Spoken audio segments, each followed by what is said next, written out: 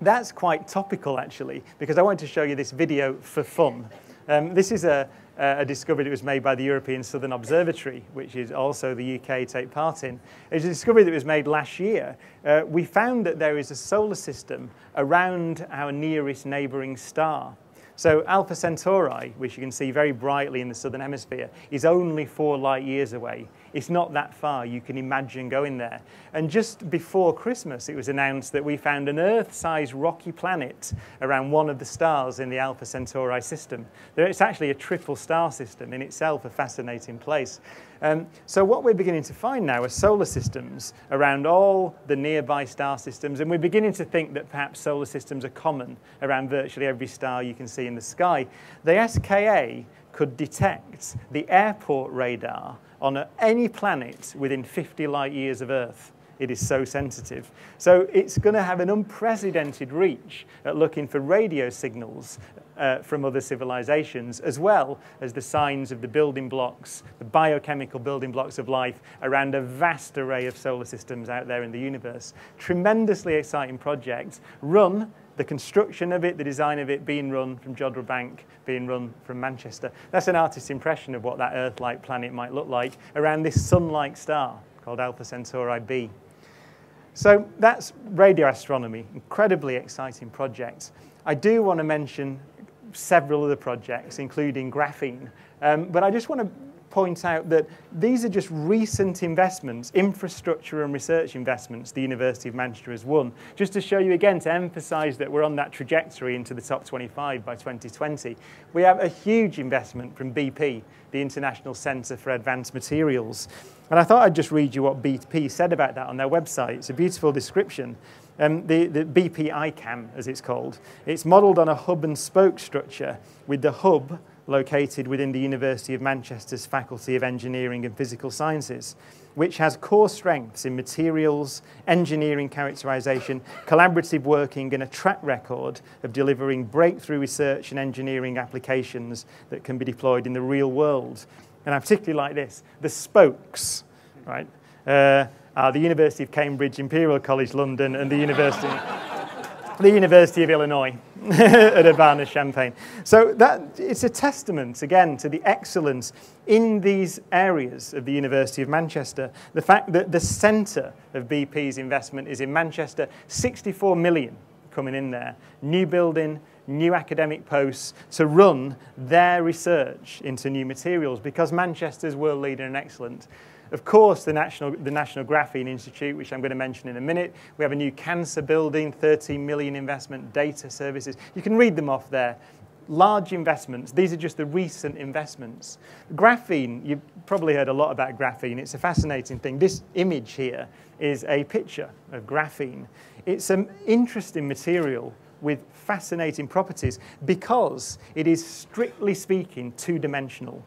So graphene is a form of carbon. What you see here is a lattice work of carbon atoms bonded together in those hexagons.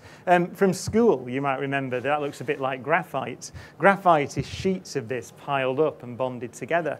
But it turns out that when you can isolate these two-dimensional sheets, you get a material like no other. Now, graphene it is not unduly optimistic to say that it could revolutionize the 21st century. It is one of the strongest materials known. The PR number, which is correct, is that you can take a 1 atom thick sheet of graphene. By definition, it's 1 atom thick. That's a millionth of the thickness of a human hair. And you can stand an elephant on it balanced on a pin, and it won't go through it.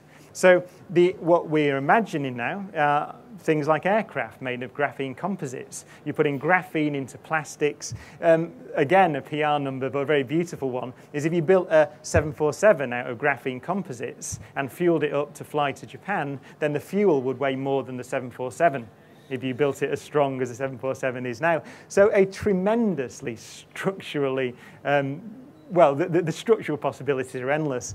Also turns out, because of that two-dimensional structure, there's a very strange quantum mechanical effect that means that charge carriers move through graphene at a tenth the speed of light.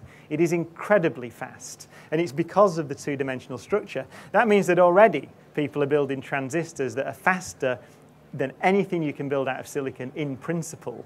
And so it could be that every integrated circuit, every transistor there is on Earth in the next 50 years will be graphene transistors, because they certainly, in principle, can run much faster than anything you can build out of silicon. Also one of the greatest conductors of electricity, one of the best conductors of heat that we know. The possibilities are endless.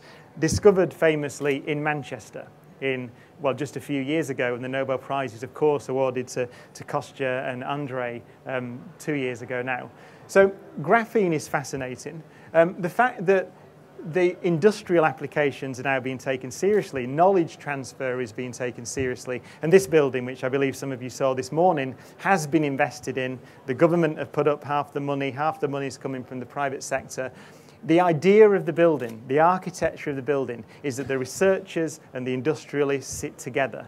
They work together in the building to commercialize graphene and continue the research, because Manchester is, not surprisingly, still the world-leading research institute in graphene research. What Britain has to be, and this is based in Manchester, is the world-leading exploiter of graphene technology. Why should it not be that? This is not everything you need, but it's a very good first step, a £64 million building to put the scientists and the engineers and the industrialists together. The possibilities are absolutely endless, I think. And just one more scientific example. I'm being quite physics heavy because I can be, because I'm here. This is a shot of part of the new physics department. So the physics department is now split across the old building and this spectacular new building, which also houses mathematics, the astrophysicists, and the Photon Science Institute. It's called the Alan Turing Building. One of the great successes of the last year or so in physics has been the Large Hadron Collider, which Manchester played a key role in. Manchester is famous. It's played a role, the key role, one of the key roles in particle physics now, exploring the structure of matter for the last 100 years, since Rutherford discovered the structure of the atom in the old building, as I pointed out at the start. So this is the Large Hadron Collider at 27 kilometers in circumference. Its job is, I'm going to tell you what it does anyway. It's nothing to do with architecture, but it's fun. It accelerates protons to 99.999999% the speed of light, at which speed they circumnavigate that ring 11,000 times a second. We collide 600 million protons together every second, and in every one of those collisions we recreate the conditions that were present less than a billionth of a second after the Big Bang. Our job as experimental physicists is to take photographs of those mini Big Bangs and deconvolute what happens to try and work out what we're looking at. We're essentially looking at a time machine. We've essentially taken a camera back to a billionth of a second after the universe began and taken a photograph of it.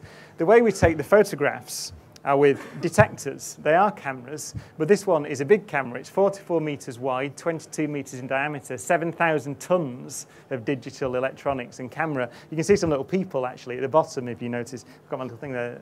Oh no, the laser doesn't work on a plasma screen. There. So that's a person stood underneath it. What Manchester did, and I'm going to move off this and annoy everybody on the thing, but I want to show you, Manchester played a part in designing and building these bits, which are called silicon trackers. So their job is to detect charged particles coming out of those mini Big Bangs and map their path so you can reconstruct what happens. This is a photograph, actually, of the parts that Manchester built in collaboration with Liverpool and some other northwestern universities and other universities across the country. Extremely high-tech piece of equipment designed and built in the laboratories in the University of Manchester and the University of Liverpool and other universities, put together and now operating beautifully at CERN.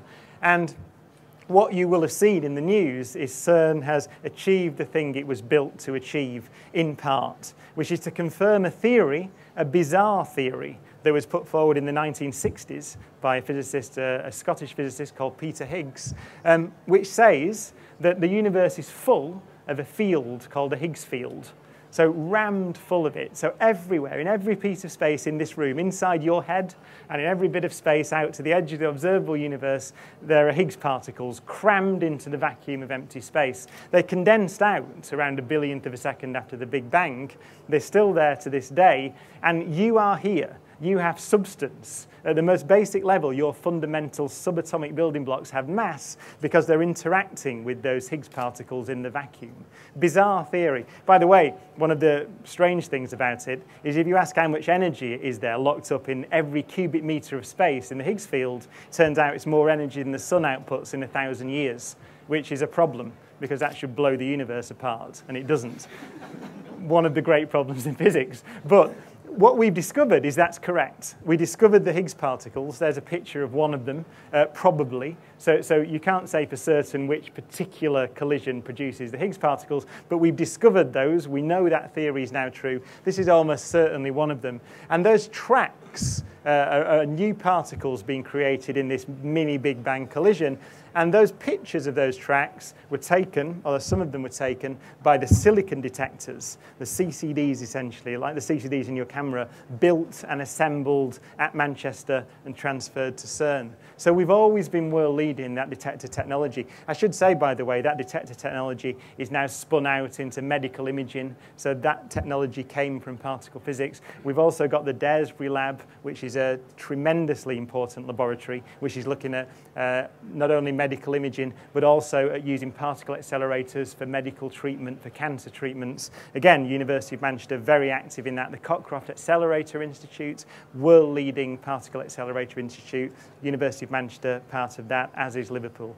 So we've got a world-leading research base, without a doubt. I want to finish by just a more national perspective. This is the worst PowerPoint slide in the world, but it's from the Guardian newspaper, so it's not my fault. But it's quite interesting when you look at what many of us are trying to do, which is to lobby government for an increase in spending in research, in teaching, and in the higher education sector in general. Now, you might say, well, in the current economic circumstances, that's problematic. How can universities like Manchester and all the others across the country lobby for extra money? Well, this is interesting, because this is a game called Spot the Science Budget, which we can play. So this is the government spend.